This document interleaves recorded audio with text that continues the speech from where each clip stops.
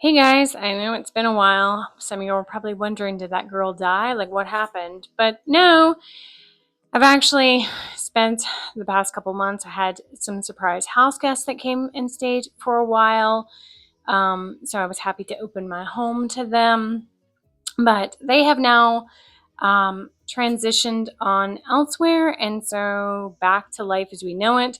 Also, in that interim, um, I was cleaning my garage and organizing things, and I really don't think that's the content anybody wants to watch, me getting frustrated, because it would literally be 45 minutes of me going, where did I get all this junk from and what am I going to do with it? So, we're back in the kitchen today, and because of things being chaotic around the house and transitions and things going on, I unfortunately did not get my traditional fire cider in. Now, mind you, I'm still going to throw one together for later, but I wanted to get something that was in and ready to go.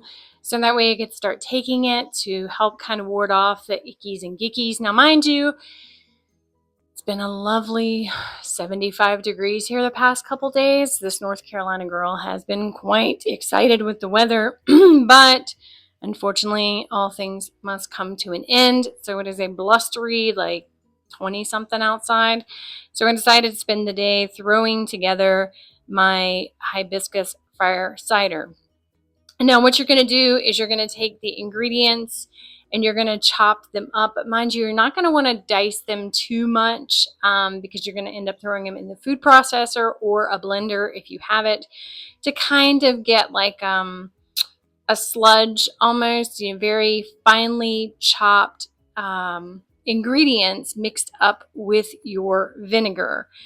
Now, this is a long and slow process for a day, but mind you, if you think about the traditional fire ciders, they take you anywhere from 2 weeks to 6 weeks to ferment in your cabinets. Now, mind you, if you're trying to get something quick, well, 6 weeks doesn't just happen overnight. So this one takes that 6 weeks with this recipe, and it combines it down to where from start to finish it's about 4 hours. But if you're like me, you always have other things that you could be working on. And this time I managed to get soap cut, soap made, worked on some stuff for work because I had to check in even though I'm on vacation. And then I also got some stuff cleaned out, kind of putted around the kitchen, thought about some new things, built on the website.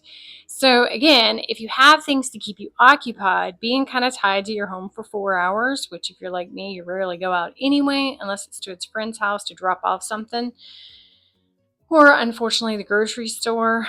Being tied in and doing this for a couple hours, not the end of the world for me. Now, I did have some issues trying to find some of the ingredients. Like the ginger was easy, could find that, source that quite easily.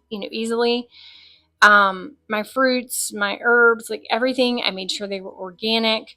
The vinegar itself was actually, I took advantage of apple season and made my own apple cider vinegar. So that has now been thrown together. So I kind of prep for later, right? So my apple cider vinegar got thrown into this as well with the ginger and the turmeric and the horseradish and the onions and the garlic, and I might be leaving something out, but anyway, so what you're going to do is you're going to kind of throw all this together in a double boiler type situation. Now, mind you, if you don't have a double boiler that will handle this capacity, which most of us don't have a double boiler that'll hold 64 fluid ounces. You see, I set up my original setup, but I didn't really like it. I came back later, you'll see in the pictures, and used a larger pot. But all you're going to do is you just want to make sure that you have a pot in pot type of setup. And make sure that the secondary pot is not sitting and touching the bottom of the first pot. So if they're if your second pot can actually sit down into your first pot too easily, then you can take some of your rings from your mason jars, and put down in the bottom to avoid that direct contact. But you really just want to make sure that your pot is fully surrounded by water on all sides. Now you're going to cook this for about 2 hours at 120 degrees. You're going to make sure you have a really good digital thermometer. Careful when you open it up. The fumes and stuff that come off of this can be a little spicy to the nostrils. Also, you do not want this splashing in your eyeballs. That will be probably the most unpleasant experience of your day for sure.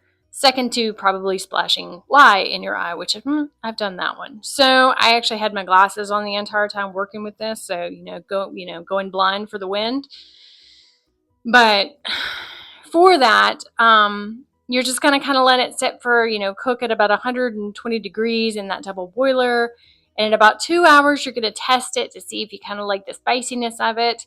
If you don't, you can always up some of your herbs from that point. But mind you, I'm spice sensitive anyway, so the recipe is perfect for my taste buds.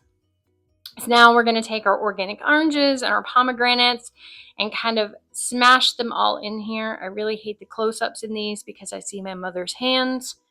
Any of you ladies who understand what I'm talking about, it's a moment. But anyway, so what I'm going to do here is I'm just going to kind of get all this in the bowl together. And then from there, we're just going to kind of use a potato masher and kind of juice it as much. Now, mind you, we're not trying to get it, finely.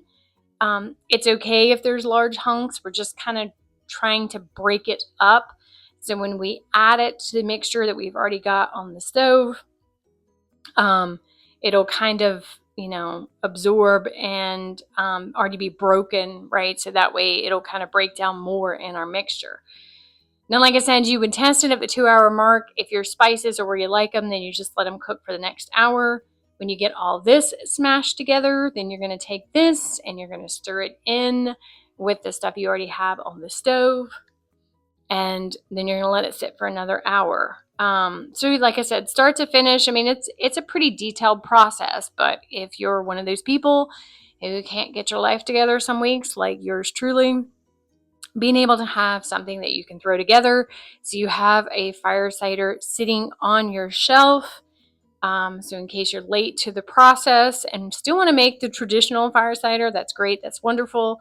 But I like this one. It's a different flavor altogether. It has more of a sweetness to it. So I find this one's actually more kid-friendly, as to where most children will turn their nose up at a fire cider that is direct. So as you see here, I'm just kind of smashing it all down. You see, I'm just literally just breaking it until it juices. I'm not trying to make juice, right? If you can't find organic pomegranates, you can use pomegranate juice. Just make sure that, you check and make sure it's just pomegranate juice, right? It's not anything else added to it.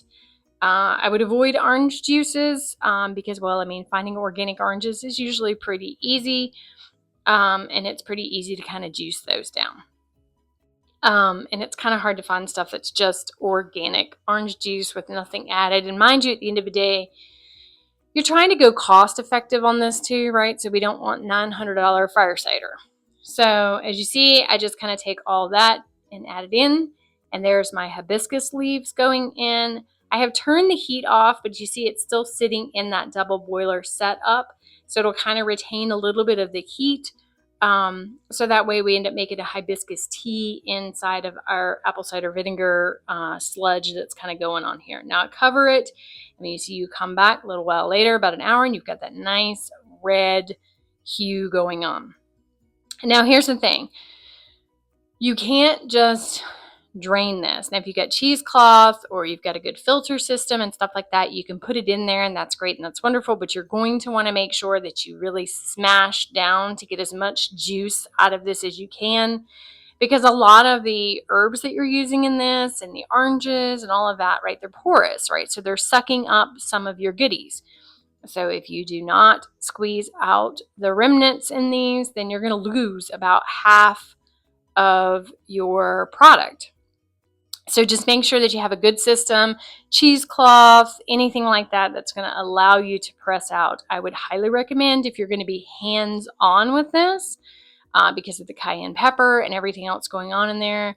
If you are sensitive to those things, make sure you're wearing gloves or some sort of setup that kind of protects you. Again, keeping your eyewear on, and probably should wear an old shirt because, well, there's a lot of stuff in here that would actually stain anything you care about. So put down protectants on your countertops or anything like that during this process too. So that way you don't ruin your countertops. So at this point, I've put the honey in, and we're just kind of stir it. Now, mind you, the mixture's still warm, so the honey is dissolving, right? So you want to make sure that it's dissolving. Got a little happy with the honey in there, so got a little overflow, but we're good to go. So now I'm just going to bottle it up. And this mixture, once you get it all together, you are going to want to store it in your refrigerator. And it will store for about a year, but you want to constantly keep checking for mold growth or anything like that. You want to store it in the refrigerator because there is kind of a water mixture to this, right? So it's not going to be something that can just kind of sit on your countertops.